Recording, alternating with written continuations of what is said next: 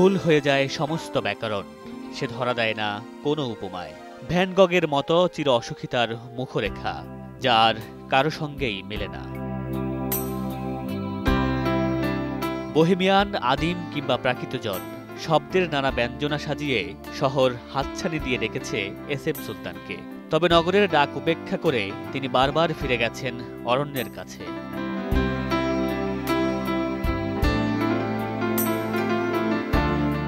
মাটি আর নিসর্গের সঙ্গে মিশে থাকা এই মহিরুহ শিল্পীকে ক্যামেরা হাতে নিঃশব্দে অনুসরণ করেছেন আলোকচিত্র শিল্পী নাসির আলী মামুন।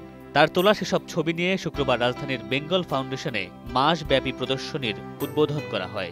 অসাধারণ সব কাজ নাসির আলী মামুনের, তাতে করে সুলতানের যে চিত্রকলার বাইরে মানুষ সুলতানকে আমরা দেখতে পাই। শিল্পীকে তিনি যেভাবে দেখেছেন সেটা আমরা যদি আমাদের নিজের সমাজকে, ইতিহাসকে বুঝতে চাই, সুলতানকে বুঝতে হবে।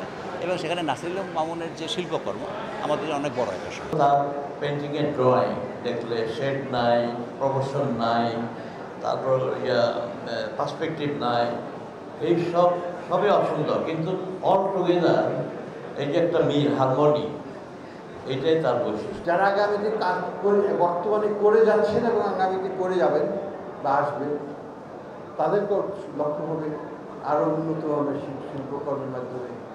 এস এম সুলতান সহ দেশ ও দেশের বাইরে বরেণ্য ব্যক্তিদের দুর্লভ সব ছবি সংরক্ষণে একটি মিউজিয়াম গড়ে তুলতে সকলকে এগিয়ে আসার আহ্বান জানান নাসির আলী মামুন।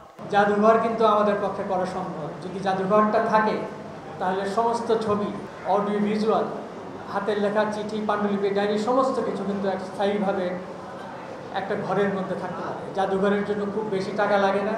এখন তো একটা কম্পিউটারের মধ্যে লক্ষ লক্ষ ছবি থাকে। এইসব সরকারের করা উচিত ছিল, কিন্তু আমার মনে হয় যে সরকারের নজরের দিকে নাই, কখনোই ছিল না। আগামী ২৭ সেপ্টেম্বর পর্যন্ত বিকেল ৪টা থেকে রাত ৮টা সকলের জন্য উন্মুক্ত এই প্রদর্শনী। মামুনুর রশিদ পনেল, সময় সংবাদ, ঢাকা।